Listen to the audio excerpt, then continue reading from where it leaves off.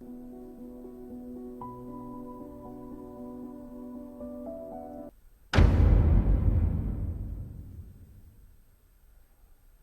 श्री अकाल जी। प्रोग्राम की हाल पंजाब दे विच तुहाडा स्वागत है।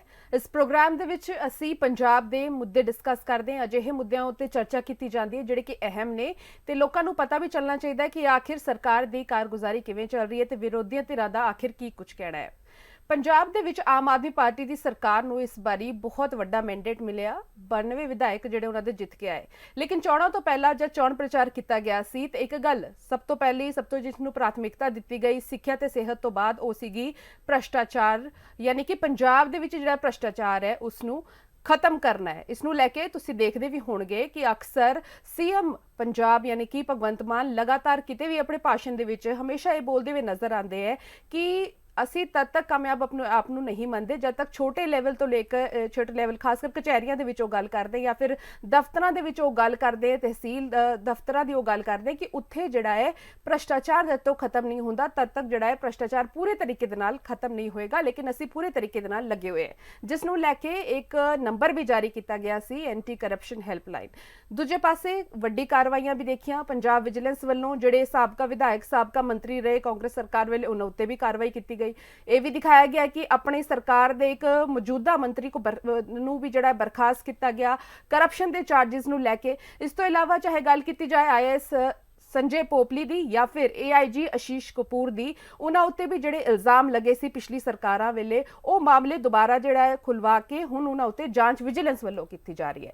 लेकिन AIG आशीष कपूर की जेकर गल की जाए, जिन्हां नूं जिहड़ा है 1 करोड़ रिश्वत के मामले दे विच फिलहाल विजिलेंस ने अरेस्ट किया है, उस मामले दे विच हुण उस वेले जिहड़ी SIT सीगी तत्काली SIT के मुखी अते मौजूदा स्पैशल DGP शरद सत्या चौहान सवालों के घेरे में आ गए हैं। दरअसल पंजाब पुलिस शिकायत अथॉरिटी ने उन्होंने 14 अक्तूबर को तलब किया है, क्योंकि पंजाब पुलिस के कुछ अधिकारी जिहड़े कि सीनियर IPS अधिकारी हैं उन्होंने AIG आशीष कपूर और मामले की जिहड़ी शिकायत करता है पूनम का मामला DGP गौरव यादव के सामने रखा है। नाल ही SIT के उन अधिकारियों ते सवाल खड़े किए जिन्होंने कपूर नूं क्लीन चिट दी सी, यानी कि साल 2019 का यह मामला है तो उस मामले दे विच जिहड़ी SIT सीगी वो ADGP लैवल की सी ते उन्होंने क्लीन चिट दी। लेकिन दोबारा तो FIR होंदी है आम आदमी पार्टी के कार्यकाल के दौरान ते उस दौरान उन्होंने दोषी जिहड़ा ठहराया गया तो उस तो बाद दोबारा FIR की गई तो सवाल ये चुके गए कि आखिर ADGP रैंक के पहले अधिकारियों ने उन्होंने क्लीन चिट दी ते हुण DSP लैवल का जिहड़ा एक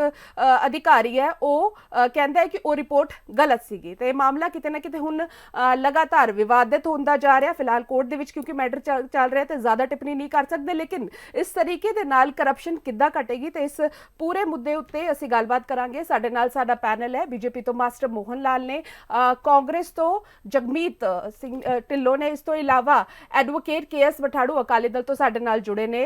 सब तो पहला मेरा सवाल अकाली दल के प्रवक्ता तो होएगा, बुलारे तो होएगा, सर तुसी पूरा कानूनी दावपेच जानते हो, इस मैटर नूं किस तरीके दे नाल देखदे हो?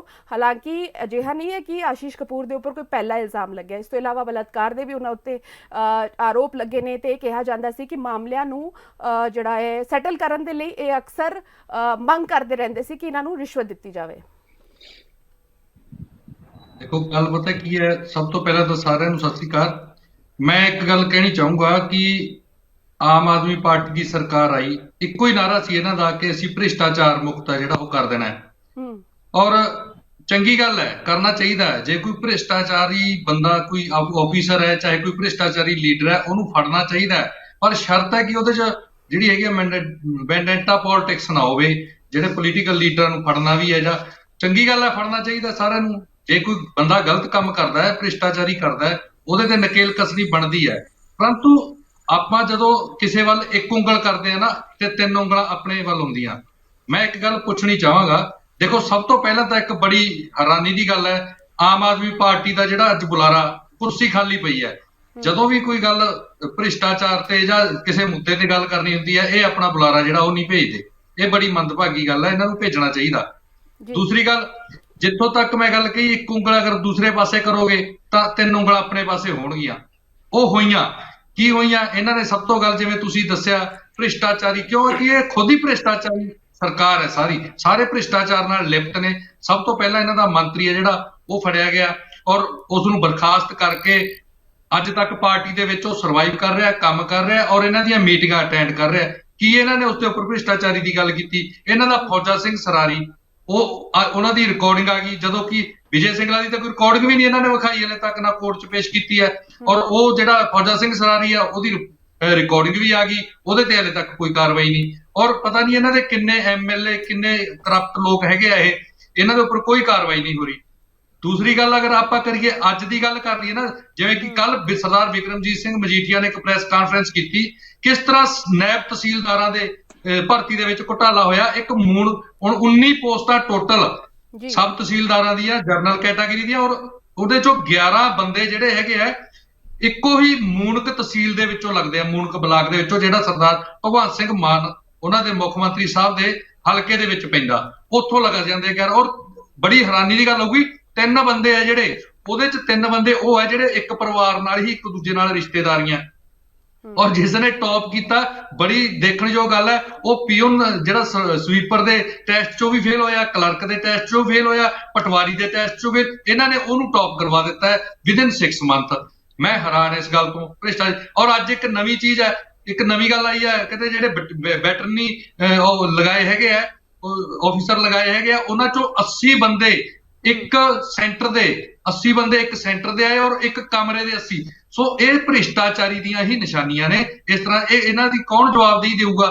ਸੋ ਇਹ ਲੋਕ ਜਿਹੜੇ ਹੈਗੇ ਖੁਦ ਹੀ ਭ੍ਰਿਸ਼ਟ ਨੇ। ਠੀਕ ਹੈ, ਭ੍ਰਿਸ਼ਟਾਚਾਰੀ ਖਤਮ ਹੋਣੀ ਚਾਹੀਦੀ ਹੈ, ਪਰ ਇਹਨਾਂ ਨੂੰ ਆਪਣੇ ਬੰਦੇ ਆ ਜਿਹੜੇ, ਉਹ ਵੀ ਤਾਂ, ਇਹਨਾਂ ਦੀ ਸਰਕਾਰ ਹੀ ਭ੍ਰਿਸ਼ਟ ਹੈ। ਹੁਣ ਮੁੱਖ ਮੰਤਰੀ ਸਾਹਿਬ ਨੂੰ ਦੇਖ ਨਹੀਂ ਰਿਹਾ ਕਿ ਕਿਸ ਤਰ੍ਹਾਂ ਦੀਆਂ ਜਿਹੜੀਆਂ ਭਰਤੀਆਂ ਦੇ ਵਿੱਚ ਘੁਟਾਲੇ ਹੋ ਰਹੇ ਨੇ? ਉਹ ਵੀ ਤਾਂ ਇਹਨਾਂ ਨੂੰ ਧਿਆਨ ਦੇਣਾ ਚਾਹੀਦਾ, ਉਹਦੀ ਵੀ ਇਨਕੁਆਇਰੀ ਹੋਣੀ ਚਾਹੀਦੀ ਹੈ। ਭ੍ਰਿਸ਼ਟਾਚਾਰੀ ਟੋਟਲੀ ਖਤਮ ਹੋਣੀ ਚਾਹੀਦੀ ਹੈ। ਅਸੀਂ ਕਦੋਂ ਕਹਿੰਦੇ ਆ?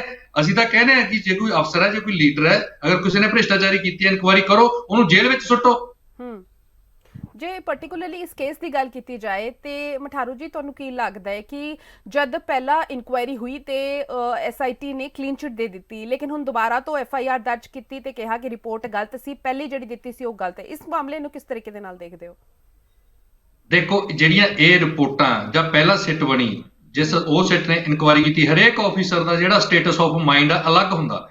ਉਹਨੇ ਆਪਣੀ ਇਨਕੁਆਇਰੀ ਕੀਤੀ, ਉਹਨਾਂ ਨੂੰ ਬੇਕਸੂਰ ਲੱਗਿਆ ਹੋਊ, ਉਹਨਾਂ ਨੇ ਬੇਕਸੂਰ ਕਰ ਦਿੱਤਾ, ਜਾਂ ਐ ਲਗਾ ਲਓ ਵੀ ਉਹਨਾਂ ਨੇ ਵੀ ਕਰਪਸ਼ਨ ਕੀਤੀ ਹੋਣੀ ਕਿਤੇ ਨਾ ਕਿਤੇ। ਅਗਰ ਇਹਨਾਂ ਨੇ ਅਗਰ ਐਲੀਗੇਸ਼ਨ ਲਾਇਆ ਕਿ ਉਹਨਾਂ ਨੂੰ ਗਲਤ ਜਿਹੜਾ ਹੈਗਾ ਕਲੀਨ ਚਿੱਟ ਦਿੱਤੀ ਗਈ ਅੱਜ, ਪਰੰਤੂ ਸਵਾਲ ਤਾਂ ਇੱਥੇ ਹੈ ਨਾ, ਜਦੋਂ ਸਰਕਾਰ ਕਰਪਟ ਹੈ, ਕੀ ਗਰੰਟੀ ਹੈ ਜਿਹੜੇ ਹੁਣ ਇਹਨਾਂ ਨੇ ਹੁਣ ਆਫੀਸਰ ਇੰਚਾਰਜ ਲਗਾਏ ਆ ਜਾਂ ਹੁਣ ਕੋਈ ਇਨਕੁਆਇਰੀ ਕਰਨਗੇ ਉਹ ਸਹੀ ਕਰਨਗੇ? ਗੱਲ ਤਾਂ ਲੋਕਾਂ ਦੀ ਹੈ ਨਾ। ਲੋਕ ਵਿਸ਼ਵਾਸ ਕਿਵੇਂ ਕਰਨ ਉਸ ਸਰਕਾਰ ਤੇ, ਕਿਵੇਂ ਵਿਸ਼ਵਾਸ ਕਰਨ ਜਿਹੜੀ ਸਰਕਾਰ ਦੇ ਵਿੱਚ ਸ਼ੁਰੂ ਤੋਂ ਲੈ ਕੇ, ਜਿਸ ਦਿਨ ਦੀ ਇਹ ਸਰਕਾਰ ਆਈ ਹੈ, ਸ਼ੁਰੂ ਤੋਂ ਲੈ ਕੇ ਕੋਈ ਨਾ ਕੋਈ ਇਹਨਾਂ ਦਾ ਮੰਤਰੀ ਸੁਰਖੀਆਂ ਦੇ ਵਿੱਚ ਆਇਆ ਪਿਆ, ਕੋਈ ਐਮਐਲਏ ਆਇਆ ਪਿਆ, ਕੋਈ ਇਹਨਾਂ ਦੇ ਆਫੀਸਰ ਆਏ ਪਏ ਆ, ਔਰ ਹੁਣ ਤਾਂ ਸਾਰੀ ਸਰਕਾਰ ਹੀ ਆ ਗਈ ਨਾਇਬ ਤਹਿਸੀਲਦਾਰਾਂ ਦੀ ਭਰਤੀ ਦੇ ਵਿੱਚ, ਘੁਟਾਲੇ ਦੇ ਵਿੱਚ। ਔਰ ਜਿਹੜੀ ਆ ਇਸ ਤਰ੍ਹਾਂ ਦੀਆਂ ਭਰਤੀਆਂ ਕਿਸ ਤਰ੍ਹਾਂ ਕਰ ਰਹੇ ਆ, ਉਹਦੀ ਜਵਾਬਦੇਹੀ ਤਾਂ ਸਾਰਾ ਪੰਜਾਬ, ਜਿਹੜੇ ਲੋਕ ਇਹਨਾਂ ਨੂੰ ਇਹ ਕਹਿ ਕੇ ਲੈ ਕੇ ਆਏ ਸੀ ਕਿ ਬਦਲਾਅ ਕਰਨਾ, ਬਦਲਾਅ ਕਰਨਾ ਹੈ, ਹੁਣ ਸਾਰੇ ਇੱਕ ਦੁਵਿਧਾ ਦੇ ਵਿੱਚ ਪਏ ਹੋਏ ਨੇ ਕਿ ਇਹ ਕਿਸ ਤਰ੍ਹਾਂ ਦੀ ਅਸੀਂ ਸਰਕਾਰ ਚੁਣ ਲਈ ਤਾਂ ਕਿਵੇਂ ਲੋਕ ਯਕੀਨ ਕਰਨਗੇ ਕਿ ਜੋ ਹੁਣ ਹੋਊਗਾ ਉਹ ਸਹੀ ਹੋਊਗਾ। ਹੁਣ ਅਗਰ ਅਸੀਂ ਤਾਂ ਕਹਿੰਦੇ ਆ ਕਿ ਦੋਸ਼ੀਆਂ ਨੂੰ ਅੰਦਰ ਦੇਣਾ ਚਾਹੀਦਾ, ਸਜ਼ਾ ਹੋਣੀ ਚਾਹੀਦੀ ਹੈ, ਬਾਕੀ ਕੋਰਟ ਨੇ ਦੇਖਣਾ ਕਿ ਕਿਹੜੇ ਆਫੀਸਰ ਨੇ ਗਵਾਹ ਆਉਣੇ ਆ, ਕਿਸ ਤਰ੍ਹਾਂ। ਜਿਹੜਾ ਜਦੋਂ ਕੋਰਟ ਦੇ ਵਿੱਚ ਮਾਮਲਾ ਆ ਜਾਏ ਤਾਂ ਉਸ ਦੇ ਉੱਪਰ ਬਹੁਤੀ ਟੀਕਾ ਟਿੱਪਣੀ ਨਹੀਂ ਬਣਦੀ, ਨਾ ਹੀ ਤਾਂ ਆਪਣੀ ਬਣਦੀ ਆ ਔਰ ਨਾ ਹੀ ਜਿਹੜੇ ਕੋਈ ਆਫੀਸਰ ਉਹਨਾਂ ਦੀ ਇਨਕੁਆਇਰੀ ਕਰ ਰਹੇ ਉਹਨਾਂ ਦੀ ਬਣੇ, ਕਿਉਂਕਿ ਕੋਰਟ ਦੇ ਵਿੱਚ ਜਿਹੜੀ ਰਿਪੋਰਟ ਆ ਸਬਮਿਟ ਕਰਨੀ ਹੁੰਦੀ ਹੈ ਉਹਨਾਂ ਨੇ। ਬਿਲਕੁਲ। ਤੇ ਜਗਮੀਤ ਜੀ, ਕੱਲ ਜਿਹੜਾ ਹੈ ਬੀਤੇ ਦਿਨ ਕਾਂਗਰਸ ਵੱਲੋਂ ਧਰਨਾ ਵੀ ਦਿੱਤਾ ਗਿਆ ਫੌਜਾ ਸਿੰਘ ਸਰਾਰੀ ਦੀ ਗ੍ਰਿਫਤਾਰੀ ਨੂੰ ਲੈ ਕੇ ਜਾਂ ਉਹਨਾਂ ਤੇ ਕੋਈ ਕਾਰਵਾਈ ਨੂੰ ਲੈ ਕੇ ਪੂਰੇ ਪੰਜਾਬ ਭਰ ਦੇ ਵਿੱਚ ਜਿਹੜਾ ਹੈ ਪ੍ਰਦਰਸ਼ਨ ਕੀਤਾ ਗਿਆ ਕਾਂਗਰਸ ਵੱਲੋਂ। ਦੂਜੇ ਪਾਸੇ ਵਿਜੀਲੈਂਸ ਦੀ ਲਗਾਤਾਰ ਜਿਹੜੀ ਕਾਰਵਾਈਆਂ ਹੋ ਰਹੀਆਂ ਨੇ, ਉਹਨਾਂ ਨੂੰ ਤੁਸੀਂ ਕਿਸ ਤਰੀਕੇ ਦੇ ਨਾਲ ਦੇਖਦੇ ਹੋ? ਕਿ ਤੁਹਾਨੂੰ ਲੱਗਦਾ ਹੈ ਕਿ ਸਿਰਫ ਜਿਹੜੇ ਚੋਣਾਂ ਹੁਣ ਗੁਜਰਾਤ ਤੇ ਹਿਮਾਚਲ ਦੇ ਵਿੱਚ ਆਉਣ ਵਾਲੇ ਨੇ ਉੱਥੇ ਦਿਖਾਉਣ ਦੇ ਵਾਸਤੇ ਸਰਕਾਰ ਵੱਲੋਂ ਇਹ ਸਾਰਾ ਕੁਝ ਕੀਤਾ ਜਾ ਰਿਹਾ ਹੈ? ਦੇਖੋ, ਇਸ ਤਰ੍ਹਾਂ ਹੈ ਕਿ ਕਾਂਗਰਸ ਪਾਰਟੀ ਦਾ ਸਪਸ਼ਟ ਸਟੈਂਡ ਹੈ ਕਿ ਅਸੀਂ ਭ੍ਰਿਸ਼ਟਾਚਾਰ ਵਿਰੁੱਧ ਲੜਾਈ ਲੜ ਰਹੇ ਹਾਂ। ਅਸੀਂ ਵਿਜੀਲੈਂਸ ਦੀ ਕਾਰਵਾਈ ਨੂੰ ਵੈਲਕਮ ਕਰਦੇ ਹਾਂ।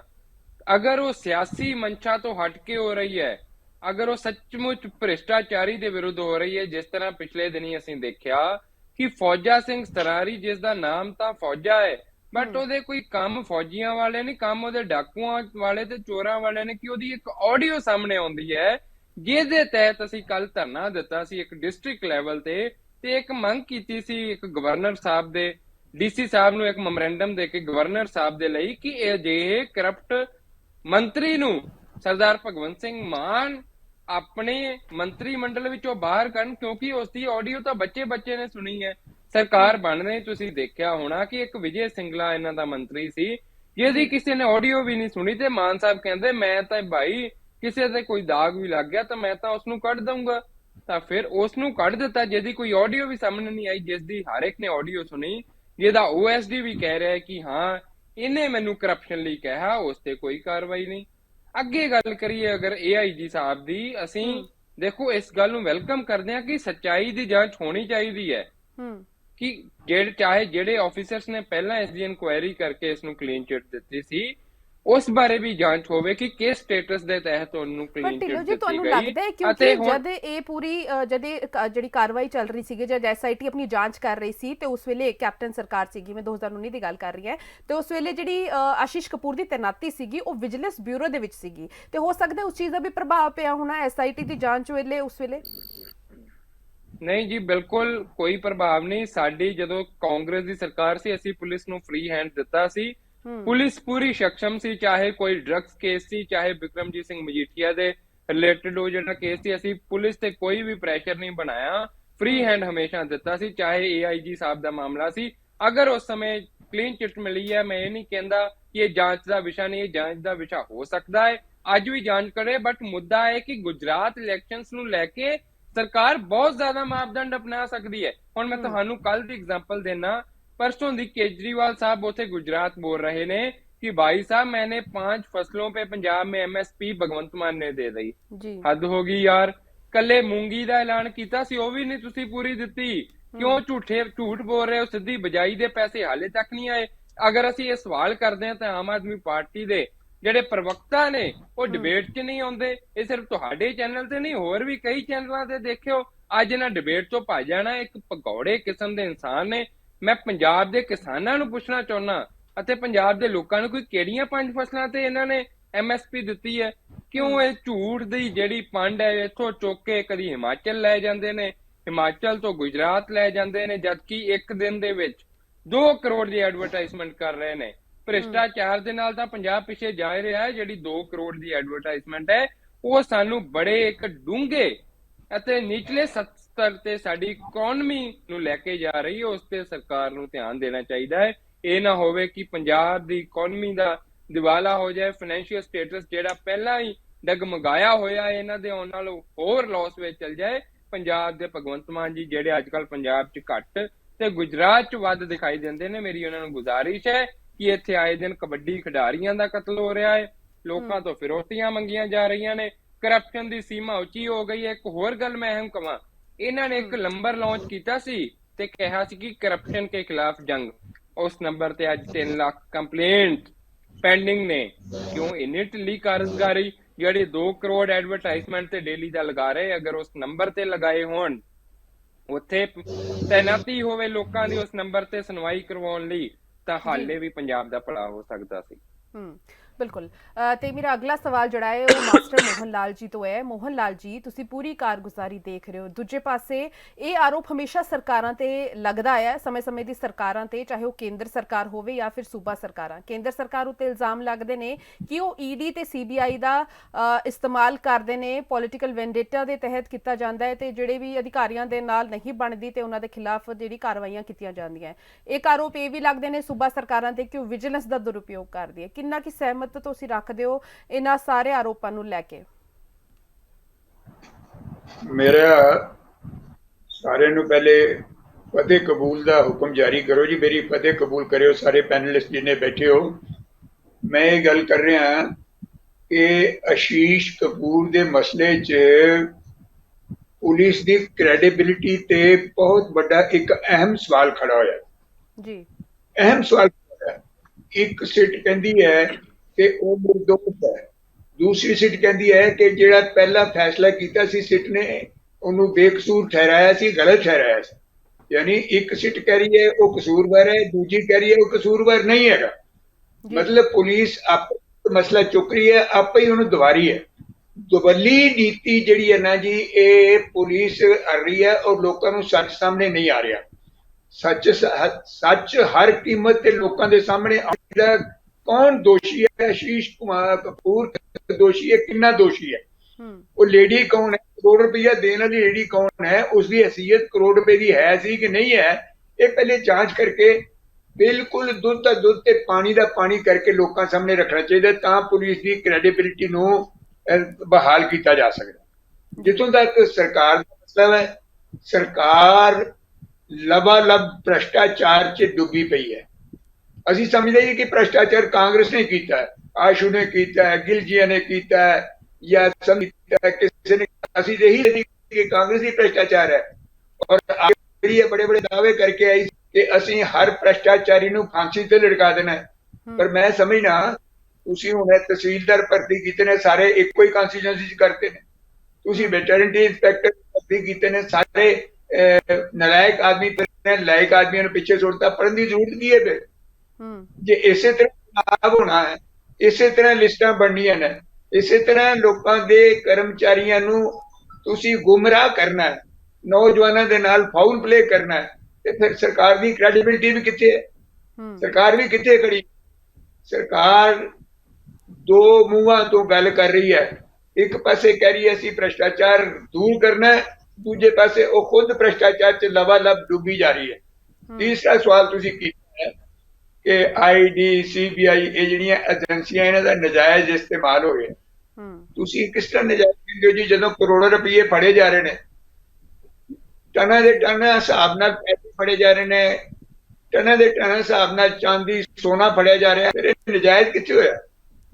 ਇਹਦਾ ਮਤਲਬ ਹੈ ਭ੍ਰਸ਼ਟਾਚਾਰ ਹੈ। ਇਹ CBI, ਇਹ IB, ਇਹ ਦੂਸਰੀਆਂ ਸਾਰੀਆਂ ਏਜੰਸੀਆਂ ਜੋ ਕੁਝ ਕਰ ਰਹੀਆਂ ਉਹ ਸੱਚ ਉਜਾਗਰ ਕਰਦੀਆਂ ਜਾ ਰਹੀਆਂ ਨੇ। ਕੋਈ ਪੋਲੀਟੀਕਲ ਵੈਂਡੇਟਾ ਨਹੀਂ, ਕਿਸੇ ਕਿਸਮ ਦਾ ਕੋਈ ਵੈਂਡੇਟਾ ਨਹੀਂ, ਨਾ ਕਿਸੇ ਇਲੈਕਸ਼ਨ ਦੇ ਨਾਲ ਸੰਬੰਧ ਹੈ। ਇਹਦਾ ਸੰਬੰਧ ਇਹ ਹੈ ਕਿ ਕੇਂਦਰ ਸਰਕਾਰ ਦੀ ਹੈ ਕਿ ਭ੍ਰਸ਼ਟਾਚਾਰ ਬਿਲਕੁਲ ਖਤਮ ਹੋਵੇ, ਇਹ ਦੇਸ਼ ਭ੍ਰਸ਼ਟਾਚਾਰ ਮੁਕਤ ਹੋਵੇ। ਮੋਦੀ ਸਾਹਿਬ ਦੀ ਇੱਕੋ ਇੱਕ ਗੱਲ ਹੈ ਕਿ ਦੇਸ਼ 'ਚ ਜਿੱਥੇ ਮੈਂ ਕਾਂਗਰਸ ਨੂੰ ਨਹੀਂ ਰਹਿਣ ਦਿੰਦੇ, ਹਰ ਸਵੇਰੇ ਭ੍ਰਸ਼ਟਾਚਾਰ ਨੂੰ ਨਹੀਂ ਰਹਿਣ, ਇਹ ਗੱਲਾਂ ਚੱਲ ਰਹੀਆਂ ਨੇ। ਪਰ ਜਿਹੜੀ ਆਪ ਸਰਕਾਰ ਹੈ ਪੰਜਾਬ ਦੀ, ਜਿਹਨੂੰ ਇਹਨਾਂ ਮਾਸ ਮੈਂਡੇਟ ਮਿਲਿਆ, ਤੁਸੀਂ ਆਪੇ ਕਿਹਾ 92 ਸੀਟਾਂ 117 'ਚ ਮਿਲੀਆਂ, ਇਤਿਹਾਸ 'ਚ ਕਿਸੇ ਨੂੰ ਨਹੀਂ ਮਿਲੀਆਂ। ਉਹ ਆਪ ਕਟਦੀ ਹੈ, ਆਪ ਪ੍ਰਾਈ ਹੈ। ਉਹਦੇ ਆਪਣੇ ਮੰਤਰੀ ਫੜੇ ਜਾ ਰਹੇ ਨੇ, ਉਹਨਾਂ ਦੇ ਆਪਣੇ ਅਫਸਰ ਫੜੇ ਜਾ ਰਹੇ ਨੇ, ਕਦੇ ਪੋਪਲੀ ਫੜਿਆ ਜਾਂਦਾ, ਕਦੇ ਦੂਸਰਾ ਅਫਸਰ ਫੜਿਆ ਜਾਂਦਾ, ਕਦੇ ਤੀਸਰਾ ਅਫਸਰ ਫੜਿਆ ਜਾਂਦਾ। ਇਹ ਸਾਰੇ ਤੇ ਆਪੇ ਕਰਪਟ ਨੇ। ਜਿਹੜੇ ਆਪੇ ਕਰਪਟ ਨੇ ਉਹਨਾਂ ਨੇ ਕਰਪਸ਼ਨ ਦੂਰ ਕੀਤੀ ਹੈ, ਉਹ ਦੂਜਿਆਂ ਦੇ ਇਲਜ਼ਾਮ ਲਾਈ ਜਾਣਗੇ। ਚੰਗੀ ਗੱਲ ਇਹ ਹੈ ਕਿ 6 ਮਹੀਨਾ ਨੂੰ ਹੋ ਗਿਆ ਬਣੇ ਦੇ, ਸਰਕਾਰ ਦਾ ਇਮੇਜ ਕੋਈ ਬਣਿਆ ਨਹੀਂ ਲੋਕਾਂ ਦੇ ਵਿੱਚ ਅਜੇ ਤੱਕ। ਆਪ ਸਰਕਾਰ ਦਾ ਕੋਈ ਇਮੇਜ ਇੰਨਾ ਮਾਸ ਮੈਂਡੇਟ ਲੈਣ ਦੇ ਬਾਵਜੂਦ ਹੀ ਨਹੀਂ ਬਣਿਆ। ਸਰਕਾਰ ਫੇਲ, ਹਰ ਫਰੰਟ ਤੇ ਫੇਲ ਹੈ। ਇਸ ਤੇ ਵਿਚਾਰ ਕਰਨਾ ਚਾਹੀਦਾ ਹੈ। ਅਸੀਂ ਤੇ ਅੱਜ ਦਿਨ ਤੱਕ ਇਹੀ ਸੋਚਦੇ ਕਿ ਕਾਂਗਰਸ ਹੀ ਭ੍ਰਸ਼ਟਾਚਾਰ ਕਰਦੀ ਆ ਰਹੀ ਹੈ, ਕਾਂਗਰਸ ਦੇ ਮੰਤਰੀ ਭ੍ਰਸ਼ਟਾਚਾਰੀ ਨੇ। ਇੱਥੇ ਤੇ ਅਜੇ ਆਸ਼ੀਸ਼ ਕਪੂਰ ਦਾ ਮਸਲਾ ਦੇਖ ਕਰਕੇ ਇਹ ਸਾਰੀਆਂ ਦੋ ਚਿੱਟੀ 'ਚ ਫਸ ਗਿਆ ਸੀ। ਸਾਨੂੰ ਲੱਗਣ ਲੱਗਾ ਪੁਲਿਸ ਕੀ ਕਰ ਰਹੀ ਹੈ। ਸੋ ਇਹ ਗੱਲਾਂ ਬਾਤਾਂ ਜਿਹੜੀਆਂ ਨੇ ਜੀ, ਮੈਂ ਤੁਹਾਨੂੰ ਸੇਵਾ ਜਰਦ ਕਰਨਾ ਚਾਹੁੰਦਾ, ਕੇਂਦਰ ਸਰਕਾਰ ਕਿਸੇ ਤੇ ਕੋਈ ਜ਼ਿਆਦਤੀ ਨਹੀਂ ਕਰ ਰਹੀ। ਨੰਬਰ 2, ਇਹ ਆਪ ਸਰਕਾਰ ਦਾ ਪੰਜਾਬ 'ਚ ਕੋਈ ਇਮੇਜ ਨਹੀਂ ਬਣਿਆ।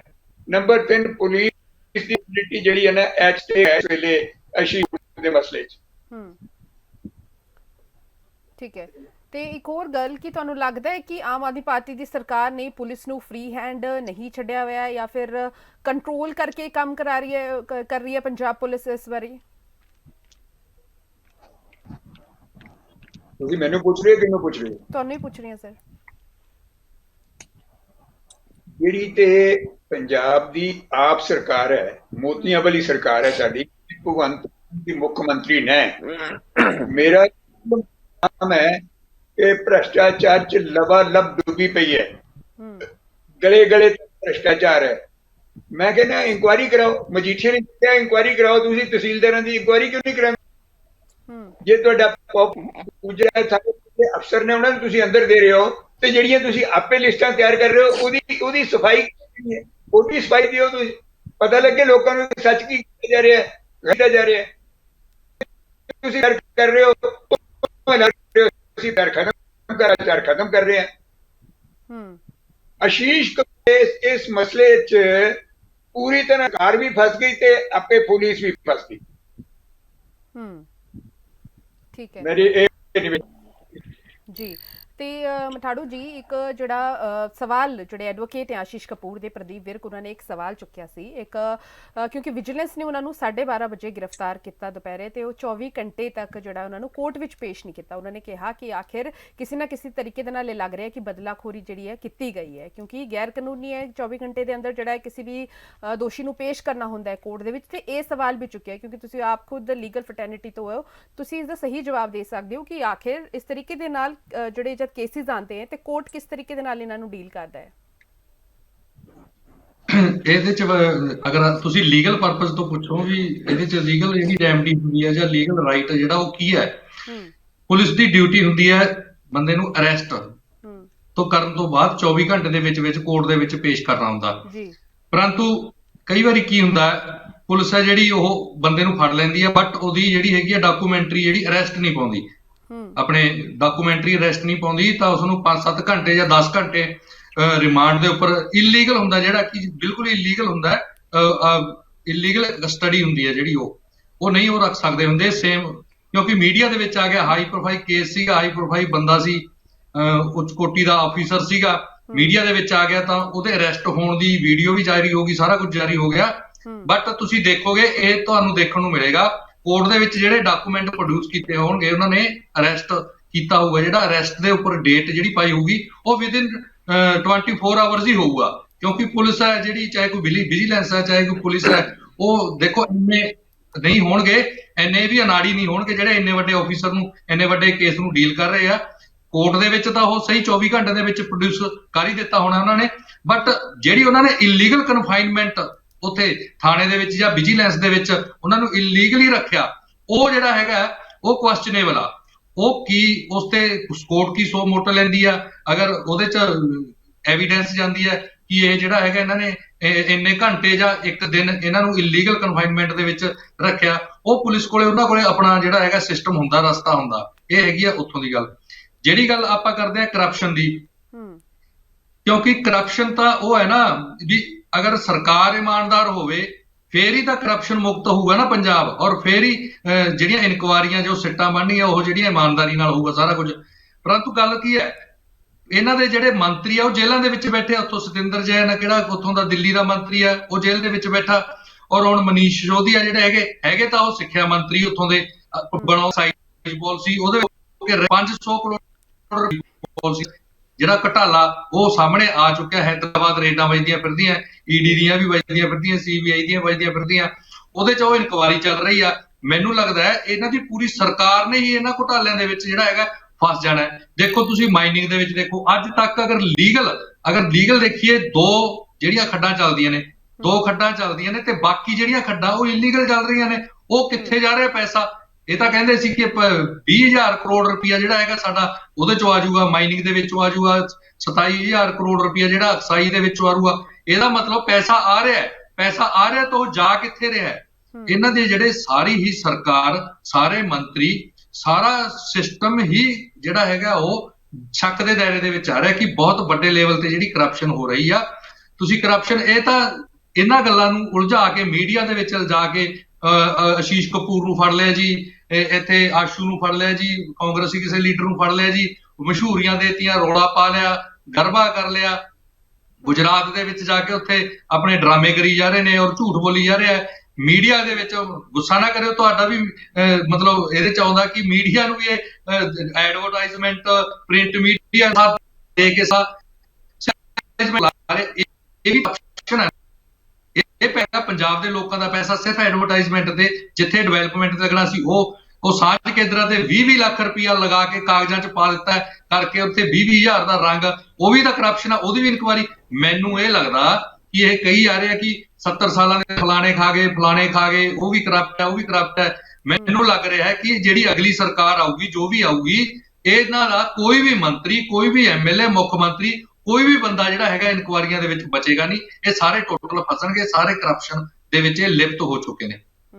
ਬਿਲਕੁਲ। ਤੇ ਜਗਮੀਤ ਜੀ, ਤੁਹਾਨੂੰ ਲੱਗਦਾ ਹੈ ਕਿ ਗੁਜਰਾਤ ਦੇ ਵਿੱਚ ਫਾਇਦਾ ਹੋਏਗਾ ਇਹਨਾਂ ਸਾਰੀ ਚੀਜ਼ਾਂ ਦਾ, ਕਿਉਂਕਿ ਜਿਸ ਤਰੀਕੇ ਦੇ ਨਾਲ ਕਾਰਵਾਈਆਂ ਕੀਤੀਆਂ ਜਾ ਰਹੀਆਂ, ਚਾਹੇ ਉਹ ਸਾਬਕਾ ਕਾਂਗਰਸੀ ਵਿਧਾਇਕ ਜਾਂ ਮੰਤਰੀਆਂ ਦੇ ਉੱਤੇ ਜਿਹੜੀ ਵਿਜੀਲੈਂਸ ਦੀ ਜਾਂਚ ਚੱਲ ਰਹੀ ਉਸ ਨੂੰ ਲੈ ਕੇ ਹੋਵੇ, ਜਾਂ ਫਿਰ ਇਸ ਤਰੀਕੇ ਦੇ ਜਿਹੜੀ ਬਿਜਲੀ ਮੁਫਤ ਕੀਤੀ ਗਈ ਹੈ, ਹੋਰ ਕਾਫੀ ਕੁਝ ਜਿਹੜਾ ਐਲਾਨ ਜਿਹੜੀ ਸਰਕਾਰ ਇੱਥੇ ਕਰਕੇ ਗਈ ਹੈ, ਲੇਕਿਨ ਦੂਜੇ ਪਾਸੇ ਤੁਸੀਂ ਉਹਨਾਂ ਦੇ ਭਾਸ਼ਣ ਗੁਜਰਾਤ ਜਾ ਕੇ ਸੁਣੋਗੇ ਤੇ ਉਸ ਉੱਥੇ ਕਾਫੀ ਕੁਝ ਕਿਹਾ ਜਾਂਦਾ ਹੈ। ਤੇ ਇਸ ਚੀਜ਼ ਦਾ ਫਾਇਦਾ ਕੀ ਆਮ ਆਦਮੀ ਪਾਰਟੀ ਨੂੰ ਪਹੁੰਚੇਗਾ ਗੁਜਰਾਤ ਤੇ ਹਿਮਾਚਲ ਦੀ ਚੋਣਾਂ ਦੇ ਵਿੱਚ?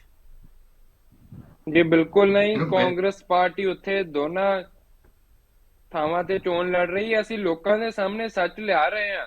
ਜਿਹੜੀ ਇਹਨਾਂ ਦੀ ਵਿਜੀਲੈਂਸ ਦੀ ਕਾਰਵਾਈ ਹੈ, ਅਸੀਂ ਉੱਥੇ ਲੋਕਾਂ ਨੂੰ ਦੱਸਿਆ ਹੈ ਕਿ ਇਹਨਾਂ ਦੇ ਮੰਤਰੀ ਵਿਜੇ ਸਿੰਗਲਾ ਜੀ ਅੰਦਰ ਰਹਿ ਕੇ ਆਏ ਨੇ ਅਤੇ ਇਹਨਾਂ ਦੇ ਫੌਜਾ ਸਿੰਘ ਮੰਤਰੀ ਤੇ ਵੀ ਕਾਰਵਾਈ ਹੋਈ ਹੈ। ਰਹੀ ਗੱਲ ਇਹਨਾਂ ਦੇ ਵਾਅਦਿਆਂ ਦੀ, ਕੇਜਰੀਵਾਲ ਜੀ ਉੱਥੇ ਵਾਅਦੇ ਕਰ ਰਹੇ ਨੇ 1,000 ਰੁਪਏ ਦੇ ਕਿ ਬੈਂਕ ਖਾਤੇ ਖੁਲਵਾ ਲਓ, ਮੈਂ 1,000 ਡਾਲ ਦੂੰਗਾ। ਲੇਕਿਨ ਅਸੀਂ ਆਪਣਾ ਸੋਸ਼ਲ ਮੀਡੀਆ ਦੀ ਟੀਮ, ਸਾਡੇ ਸਪੋਕਸਪਰਸਨ ਅਤੇ ਕਾਂਗਰਸ ਪਾਰਟੀ ਨੇ ਉੱਥੇ ਇਵੈਂਟ ਕਰ ਰਹੇ ਨੇ ਕਿ ਭਾਈ ਕਿਸੇ ਨੂੰ 1,000 ਨਹੀਂ ਮਿਲਿਆ। ਇੱਥੇ ਸੇਮ ਫਾਰਮ ਇੱਥੇ ਵੀ ਭਰੇ ਨੇ। ਮੈਂ ਪਰਸੋਂ ਹੀ ਦੇਖ ਰਿਹਾ ਸੀ ਕਿ ਆਮ ਆਦਮੀ ਪਾਰਟੀ ਦੇ ਦਫ਼ਤਰ ਲੇਡੀਜ਼ ਜਾ ਕੇ ਕਹਿ ਰਹੀਆਂ ਸੀ ਕਿ ਅਸੀਂ ਰੋਜ਼ ਖਾਤੇ ਚੈੱਕ ਕਰਵਾਉਂਦੇ ਆ, ਕਦੀ 1,000 ਨਹੀਂ ਆਇਆ। ਇਹ ਝੂਠ ਦਾ ਪਲੰਦਾ ਹੈ। ਅਗਰ ਇਹਨਾਂ ਦੇ ਮੰਤਰੀਆਂ ਨੂੰ ਕੋਈ ਸਵਾਲ ਪੁੱਛ ਜਾਏ ਤਾਂ ਉਹ ਕਹਿ ਦਿੰਦੇ ਨੇ ਛੋਟੀਆਂ ਮੋਟੀਆਂ ਗੱਲਾਂ ਹੋ ਜਾਂਦੀਆਂ ਨੇ। ਮੈਂ ਅੱਗੇ ਵੀ ਦੇਖਿਆ ਲਾਅ ਐਂਡ ਆਰਡਰ ਦੀ ਕੀ ਸਥਿਤੀ ਹੈ। ਗੁਜਰਾਤ ਵਿੱਚ ਜਾ ਕੇ ਲਾਅ ਐਂਡ ਆਰਡਰ ਤੇ ਕੋਈ ਗੱਲ ਤਾਂ ਕਰਕੇ ਦਿਖਾਉਣ। ਅਸੀਂ ਇਹਨਾਂ ਨੂੰ ਘੇਰਾਂਗੇ, ਉੱਥੇ ਸਾਰੇ ਮੁੱਦਿਆਂ ਤੇ ਘੇਰਿਆ ਹੈ। ਇਹਨਾਂ ਦੇ ਮੰਤਰੀ ਨੂੰ ਪੁੱਛਿਆ ਗਿਆ ਕਿ ਉਹ ਜਿਹੜਾ ਦੀਪਕ ਪੀਨੂ ਭੱਜ ਗਿਆ ਹੈ ਉਸ ਤੇ ਕੀ ਕਹੋਗੇ, ਤਾਂ ਕੁਲਦੀਪ ਸਿੰਘ ਧਾਲੀਵਾਲ ਇਹਨਾਂ ਦੇ ਮੰਤਰੀ, ਪੰਚਾਇਤ ਮੰਤਰੀ, ਕਹਿੰਦੇ ਕਿ ਛੋਟੀਆਂ ਮੋਟੀਆਂ ਗੱਲਾਂ ਹੁੰਦੀਆਂ ਰਹਿੰਦੀਆਂ। ਕਿਸੇ ਦਾ ਪੁੱਤ ਮਰ ਗਿਆ, ਉਸ ਨੂੰ ਮਰਵਾਉਣ ਵਾਲਾ ਭੱਜ ਗਿਆ ਤੇ ਮੰਤਰੀ ਕਹਿੰਦਾ ਛੋਟੀਆਂ ਮੋਟੀਆਂ ਗੱਲਾਂ ਹੋ ਜਾਂਦੀਆਂ ਨੇ। ਇਹ ਹੱਦ ਹੋ ਗਈ। ਇੰਨੀ ਗੈਰਤਮੰਦ ਸਰਕਾਰ। ਸਭ ਤੋਂ ਗੱਲ ਇਹ ਹੈ ਕਿ ਇਹਨਾਂ ਦੀ ਲੀਨੀਅੰਸੀ ਲੈਵਲ ਕਿੰਨਾ ਹੈ, ਕਿ ਉਹਦੇ ਜਿਹੜੇ ਬੰਦੇ ਫੜੇ ਨੇ ਉਹਨਾਂ ਦੀ ਕਸਟਡੀ ਕਿੰਨਾਂ ਨੂੰ ਦਿੱਤੀ ਹੋਈ ਹੈ, ਜਿਹੜੇ ਕਿ ਖੁਦ ਹੀ ਕਾਬਿਲ ਨਹੀਂ ਆਫੀਸਰਸ, ਜਿਹੜੇ ਖੁਦ ਹੀ ਕਦੀ ਕਿਸੇ ਇਲਜ਼ਾਮਾਂ ਦੇ ਵਿੱਚ ਹੁੰਦੇ ਨੇ, ਕੋਈ ਕਿਸੇ ਇਲਜ਼ਾਮਾਂ ਦੇ ਵਿੱਚ ਹੁੰਦੇ ਨੇ। ਅਗਰ ਇਹਨਾਂ ਤੋਂ ਕੋਈ ਕਾਬਲੀਅਤ ਵਾਲੇ ਲੀਡਰ ਨੇ, ਲਾਈਕ ਕੁੰਵਰ ਵਿਜੇ ਪ੍ਰਤਾਪ ਸਿੰਘ, ਕਿ ਉਹ IPS ਰਹੇ ਨੇ, ਤੇ ਫੌਜਾ ਸਿੰਘ ਸਰਾਰੀ ਜਿਹੜੇ ਸਬ ਇੰਸਪੈਕਟਰ ਰਿਟਾਇਰ ਹੋਏ ਨੇ। ਤੁਸੀਂ ਦੇਖ ਲਓ, ਵੋਟਾਂ ਮੰਗਣ ਵਾਲੇ ਕਹਿੰਦੇ ਸੀ ਕਿ ਸਾਡੇ ਕੋਲ ਇੰਨੇ IPS, 10 ਡਾਕਟਰ, 12 ਵਕੀਲ, ਕੋਈ 15 ਇੰਜੀਨੀਅਰ, ਇਹੋ ਜਿਹੇ ਸਾਡੇ ਲੀਡਰ ਨੇ। ਤੇ ਮੰਤਰੀ ਬਣਾਉਣ ਵਾਲੇ ਇਹਨਾਂ ਨੇ ਸਬ ਇੰਸਪੈਕਟਰ ਰਿਟਾਇਰਡ ਨੂੰ ਮੰਤਰੀ ਬਣਾਇਆ ਹੈ, ਤੇ ਜਿਹੜਾ IPS ਛੱਡ ਕੇ ਆਇਆ ਉਸ ਨੂੰ ਕੁਝ ਵੀ ਨਹੀਂ ਬਣਾਇਆ। ਇਹ ਮੈਂਟੈਲਿਟੀ ਹੈ। ਇੱਕ ਤੁਸੀਂ ਗੱਲ ਕਰ ਰਹੇ ਸੀ ਪੁਲਿਸ ਦੀ, ਸ਼ਾਇਦ ਤੁਸੀਂ ਮੈਨੂੰ ਤਾਂ ਸਵਾਲ ਨਹੀਂ ਸੀ ਕੀਤਾ, ਮਾਸਟਰ ਮੋਹਨ ਲਾਲ ਜੀ ਨੂੰ ਕੀਤਾ ਸੀ। ਮੈਂ ਦੱਸ ਦਵਾਂ ਕਿ ਪੁਲਿਸ ਤੇ ਭਗਵੰਤ ਮਾਨ ਦਾ ਕੰਟਰੋਲ ਨਹੀਂ ਹੈ, ਪੁਲਿਸ ਤੇ ਕੰਟਰੋਲ ਹੈ ਮਾਨਨੀय ਰਾਘਵ ਚੱਡਾ ਜੀ ਦਾ। ਕਿਉਂਕਿ ਜਦੋਂ ਤੋਂ ਸਰਕਾਰ ਬਣੀ ਅਸੀਂ ਦੇਖਿਆ, ਰਾਘਵ ਚੱਡਾ ਨੇ ਕਿਹਾ ਕਿ ਪੁਲਿਸ ਦਿੱਲੀ ਭੇਜੋ। ਪੁਲਿਸ ਗਈ ਦਿੱਲੀ, ਉੱਥੋਂ ਕਿਰਕਰੀ ਕਰਾ ਕੇ ਇੱਥੇ ਆਈ। ਰਾਘਵ ਚੱਡਾ ਨੇ ਕਿਹਾ ਸਿਕਿਉਰਿਟੀ ਵਾਪਸ ਲੈ ਲਓ, ਮੂਸੇਵਾਲਾ ਜੀ ਦੀ ਜਾਂ ਚਾਹੇ ਜਥੇਦਾਰ ਜੀ ਹੋਰਾਂ ਦੀ ਸਿਕਿਉਰਿਟੀ ਵਾਪਸ ਹੋ ਗਈ। ਭਗਵੰਤ ਮਾਨ ਨੂੰ ਤਾਂ ਕੁਝ ਪਤਾ ਹੀ ਨਹੀਂ ਚੱਲ ਰਿਹਾ। ਉਹ ਤੇ ਬਸ ਟਿਕਟਾਂ 2 ਲੈ ਲੈਂਦੇ ਨੇ ਰਾਘਵ ਚੱਡੇ ਹੋਣੀ, ਜਿੱਥੇ ਕਹਿੰਦੇ ਉਹ ਮਗਰ ਤੁਰੇ ਜਾਂਦੇ ਨੇ। ਤੋਂ ਹਾਲ ਪੰਜਾਬ ਦਾ ਬੇਹਾਲ ਹੈ। ਲੋਕਾਂ ਦੀ ਬਹੁਤ ਮਾੜੀ ਸਥਿਤੀ ਹੋ ਚੁੱਕੀ ਹੈ। ਰੇਤਾ ਇੰਨੀ ਮਹਿੰਗੀ ਹੋ ਗਈ ਹੈ, ਰੇਤਾ ਤੇ ਇਹਨਾਂ ਦੀ ਕੋਈ ਜਵਾਬਦੇਹੀ ਨਹੀਂ। ਗਰੀਬ ਦੇ ਘਰ ਵਿੱਚ ਅੱਜ ਚੁੱਲ੍ਹਾ ਨਹੀਂ ਬਲ ਰਿਹਾ ਕਿਉਂਕਿ ਕਿਤੇ ਵੀ ਕੰਸਟਰਕਸ਼ਨ ਨਹੀਂ ਚੱਲ ਰਹੀ। ਸੋ ਕੰਸਟਰਕਸ਼ਨ ਨਾ ਹੋਣ ਕਰਕੇ ਦਿਹਾੜੀ ਦੱਪਾ ਬੰਦ ਹੋਇਆ ਪਿਆ ਹੈ। ਪਰ ਇਹ ਤਾਂ ਕਹਿ ਰਹੇ ਨੇ ਕਿ ਅਸੀਂ ਨੌਕਰੀਆਂ ਦੇ ਰਹੇ ਨੇ, ਪੱਕੇ ਕੀਤੇ ਇਹਨਾਂ ਨੇ 9,000 ਅਧਿਆਪਕ ਲਏ ਪਿਛਲੇ ਦਿਨੀ।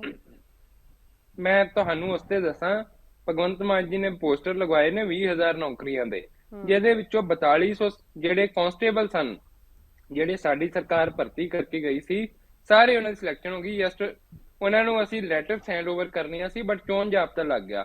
4200 ਇਹਨਾਂ ਨੇ ਉਹ ਦਿੱਤੇ ਨੇ। ਸੋ ਇਹ ਝੂਠ ਬੋਲ ਰਹੇ ਨੇ। ਇੱਕ ਹੋਰ ਇਹਨਾਂ ਐਲਾਨ ਕੀਤਾ, ਪੋਸਟਰ ਲਗਾਏ ਨੇ 20 ਮੈਡੀਕਲ ਕਾਲਜ, ਸਿਰਫ ਐਲਾਨ ਹੋਈਆਂ ਚੀਜ਼ਾਂ ਦੇ ਪੋਸਟਰ ਲਗਾ ਰਹੇ ਨੇ।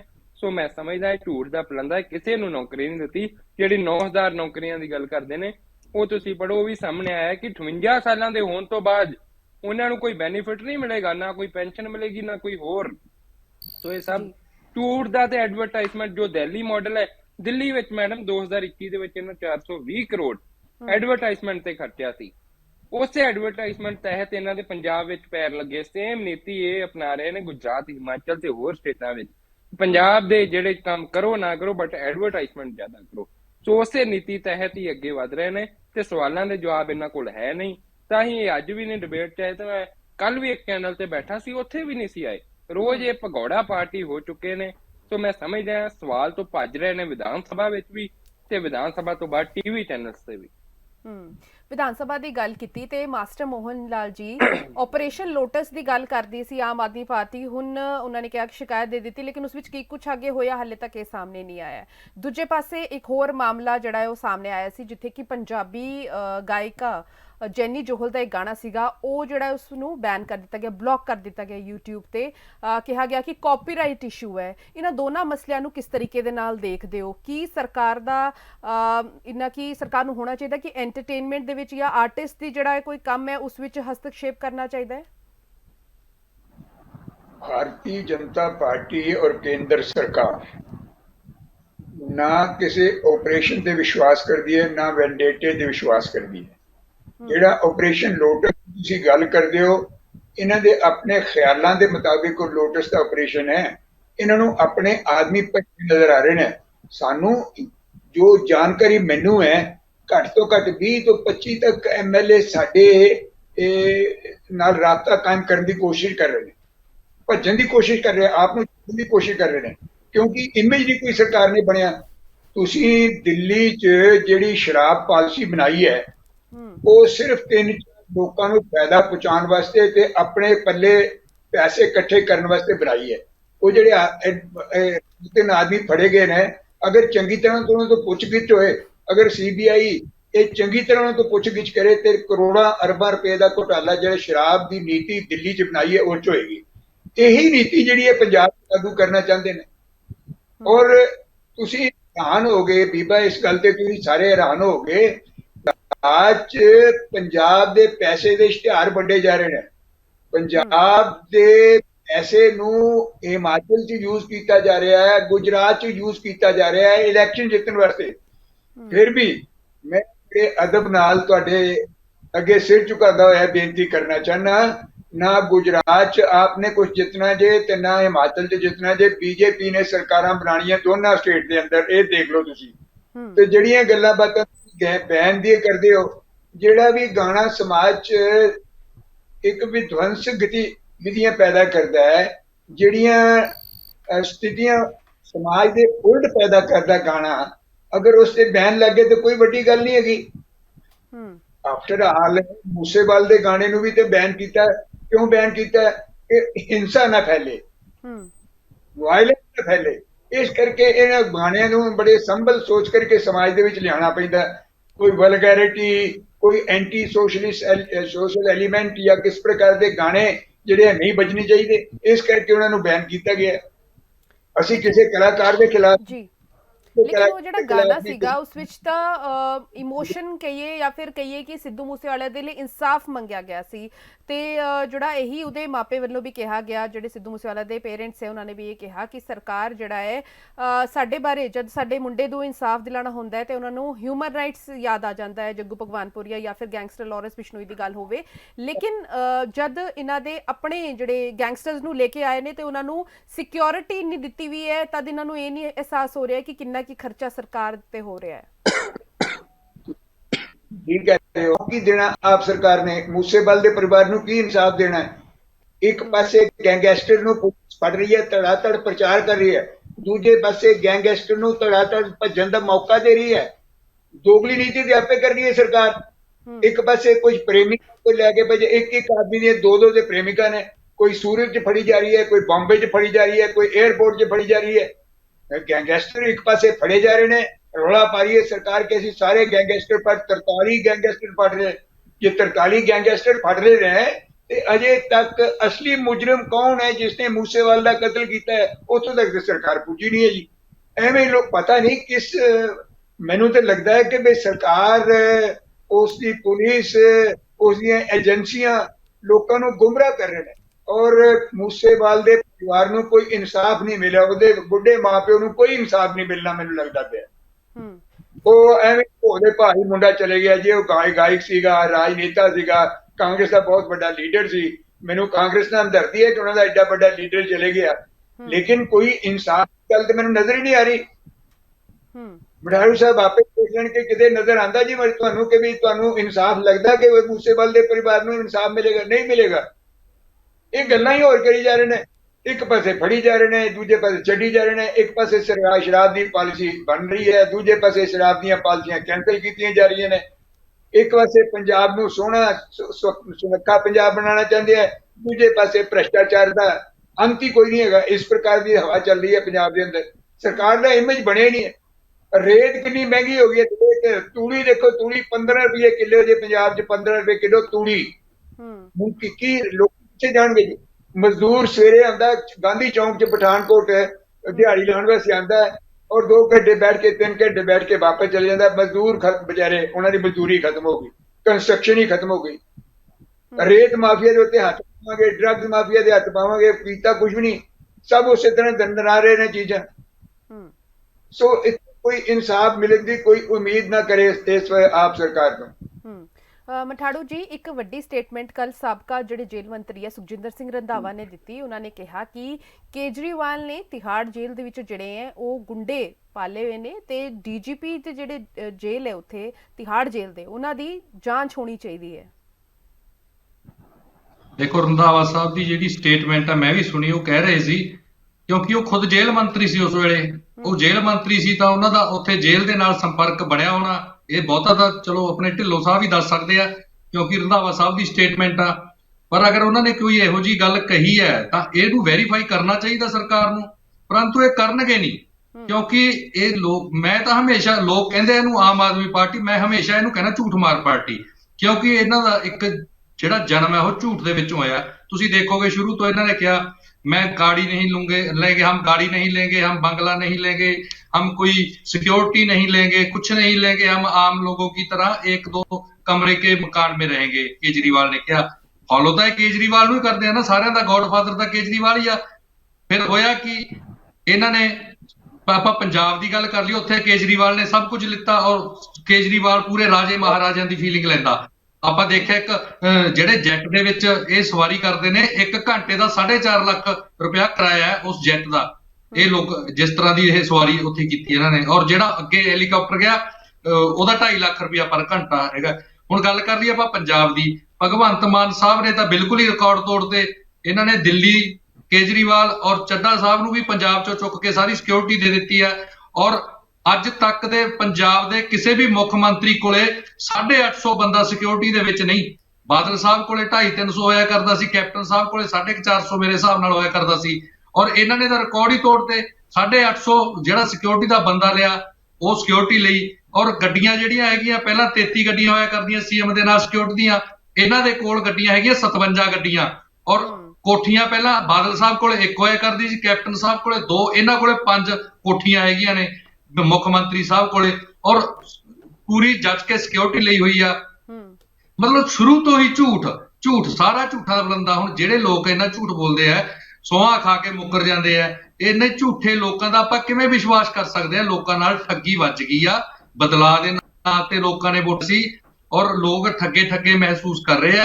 ਜਿੱਥੋਂ ਤੱਕ ਆਪਾਂ ਗੱਲ ਕਰ ਲਈਏ ਕਿ ਇਹ ਜਿਹੜੀਆਂ ਮਸ਼ਹੂਰੀਆਂ ਦੇ ਕੇ, ਐਡਵਰਟਾਈਜ਼ਮੈਂਟ ਦੇ ਕੇ ਗੁਜਰਾਤ 'ਚ ਵੋਟਾਂ ਲੈ ਕੇ ਚਲੇ ਜਾਣਗੇ। ਆਪਣੇ ਇਮੋਸ਼ਨਲ ਲੋਕ ਸੀ ਔਰ ਦਿੱਲੀ ਦੇ ਲੋਕ ਜਿਹੜੇ ਕੰਮਕਾਰ ਵਾਲੇ ਲੋਕ ਸੀ, ਉਹਨਾਂ ਨੇ ਆ ਕੇ ਪੰਜਾਬ ਦੇ ਲੋਕਾਂ ਨੂੰ ਦੱਸਿਆ ਨਹੀਂ ਵੀ ਇਹ ਬਹੁਤ ਵੱਡੇ ਠੱਗ ਆ। ਪੰਜਾਬ ਦੇ ਲੋਕਾਂ ਨੇ, ਮੈਨੂੰ ਪੂਰੀ ਉਮੀਦ ਹੈ ਇੱਥੋਂ ਲੋਕਾਂ ਨੇ ਟਰਾਲੀਆਂ ਭਰ ਕੇ, ਟਰੱਕ ਭਰ ਕੇ ਗੁਜਰਾਤ ਦੇ ਵਿੱਚ, ਹਿਮਾਚਲ ਦੇ ਵਿੱਚ ਜਾ ਕੇ ਦੱਸਣਾ ਉਹ ਵੀ ਭਾਈ ਬਚਿਓ, ਅਸੀਂ ਤਾਂ ਠੱਗੀ 'ਚ ਆ ਗਏ, ਤੁਸੀਂ ਕਿਤੇ ਠੱਗੀ 'ਚ ਨਾ ਜਿਓ। ਸੋ ਇਹ ਲੋਕ ਜਿਹੜੇ ਹੈਗੇ ਆ, ਝੂਠਾਂ ਦੀ ਪੰਡ ਹੈ, ਕਰਪਸ਼ਨ ਦੀ ਜਿਹੜੀ ਹੈਗੀ ਆ, ਇਹ ਬਿਲਕੁਲ ਪੂਰੀ ਪੁਰਜੋਰ ਜਿਹੜੀ ਕਰਪਸ਼ਨ ਦੀ ਸਰਕਾਰ ਹੈ, ਸਾਰੀ ਸਰਕਾਰ ਭ੍ਰਿਸ਼ਟ ਹੋ ਚੁੱਕੀ ਹੈ। ਇਹਨਾਂ ਦੇ ਬਹੁਤ ਵੱਡੇ ਅਗਰ ਇਨਕੁਆਰੀਆਂ ਹੋਣ, CBI ਇਨਕੁਆਰੀਆਂ ਹੋਣ, ਕੋਈ ED ਦੀਆਂ ਇਨਕੁਆਰੀਆਂ ਹੋਣ, ਇਹਨਾਂ ਦਾ ਮੈਨੂੰ ਲੱਗਦਾ ਕੋਈ MLA, ਕੋਈ ਮੰਤਰੀ ਜਿਹੜਾ ਨਾ ਬਚੇ। ਝੂਠੇ ਐਡੇ ਆ। ਤੁਸੀਂ ਦੇਖੋ ਇਹਨਾਂ ਦੇ ਕਿਵੇਂ ਰੌਲਾ ਪਾਇਆ, ਲੋਟਸ ਆਪਰੇਸ਼ਨ ਹੋ ਗਿਆ ਜੀ। ਲੋਟਸ, ਕੋਈ ਕਹਿੰਦਾ 25 ਕਰੋੜ, ਕੋਈ ਕਹਿੰਦਾ 100 ਕਰੋੜ ਮੈਨੂੰ ਦਿੰਦੇ ਆ। ਇਸ ਤਰ੍ਹਾਂ ਦੇ ਵੱਡੇ ਝੂਠ। ਅੱਜ ਉਹ ਗੱਲ ਕਿੱਥੇ ਗਈ? ਇੱਕ FIR ਇਹਨਾਂ ਨੇ 14 ਤਰੀਕ ਨੂੰ ਕੱਟੀ ਮਹਾਲੀ ਥਾਣੇ ਦੇ ਵਿੱਚ। ਹਾਈ ਪ੍ਰੋਫਾਈਲ ਲੀਡਰ ਜਿਹੜੇ ਹੈਗੇ ਆ ਕਹਿੰਦੇ BJP ਦੇ ਸਾਨੂੰ ਪੈਸੇ ਦੇ ਰਹੇ ਆ।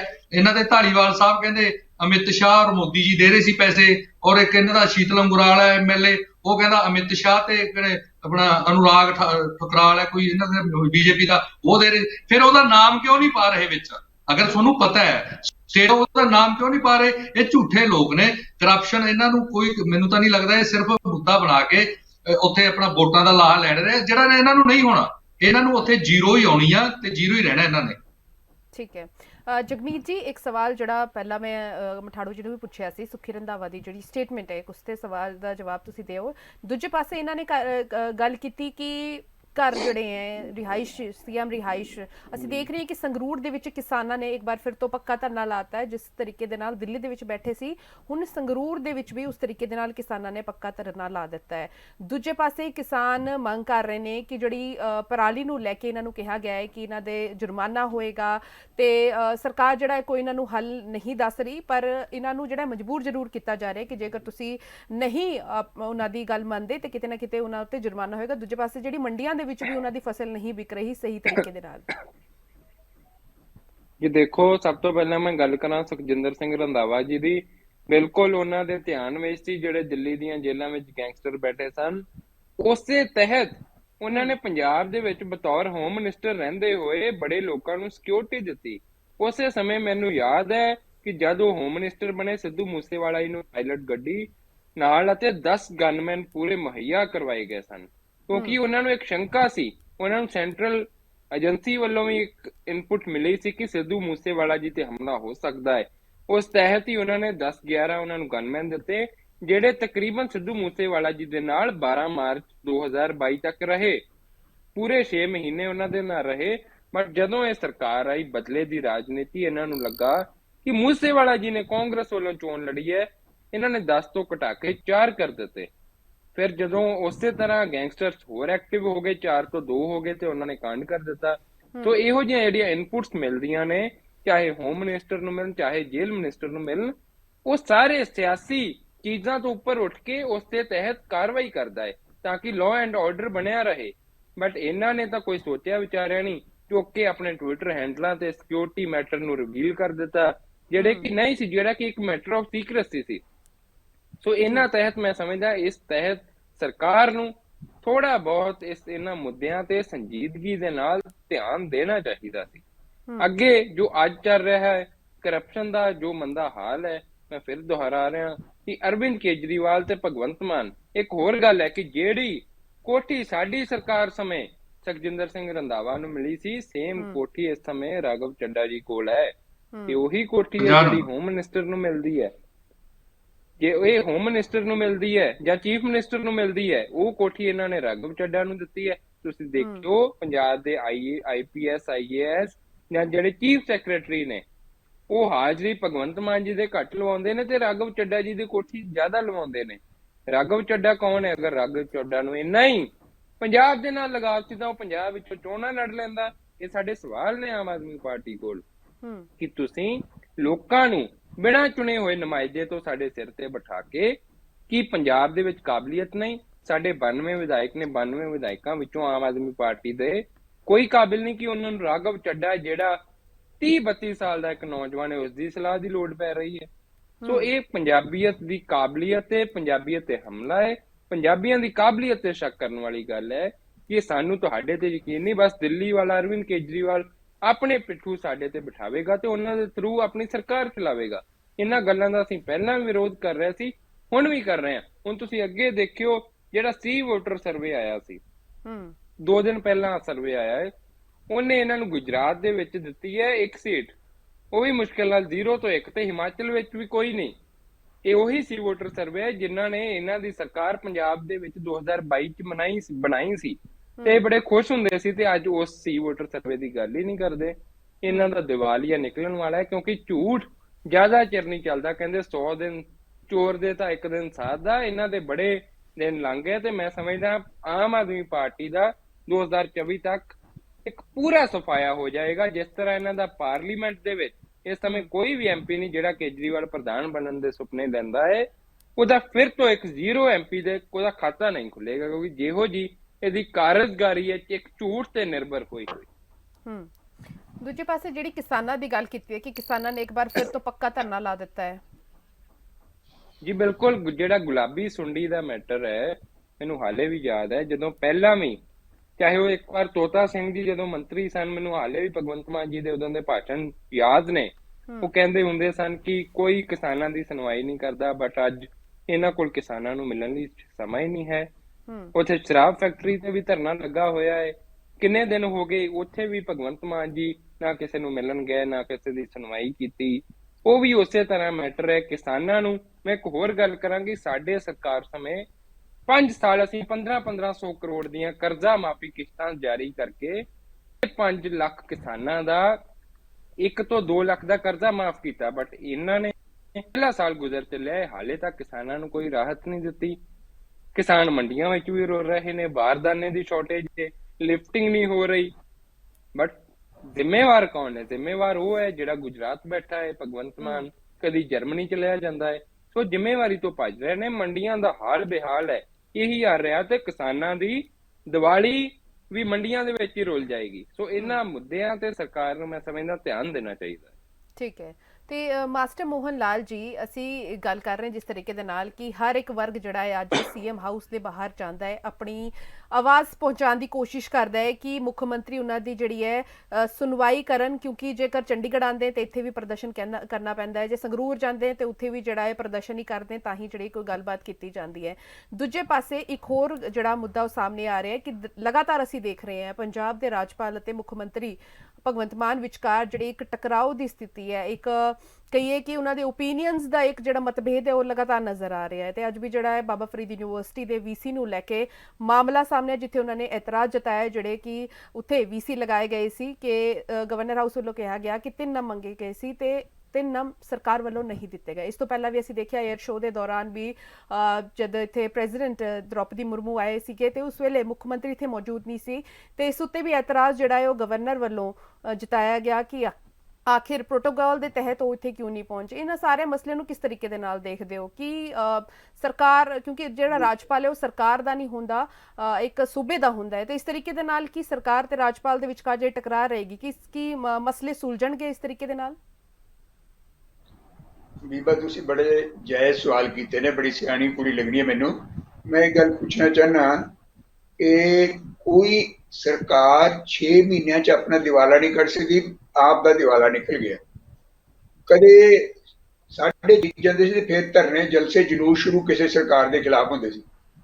ਆਪ ਸਰਕਾਰ ਆਈ ਤੇ ਅਗਲੇ ਧਰਨੇ ਜਲਸੇ ਜਲੂਸ ਅੰਦੋਲਨ ਇਸ ਸਰਕਾਰ ਦੇ ਖਿਲਾਫ ਚੜ ਗਏ।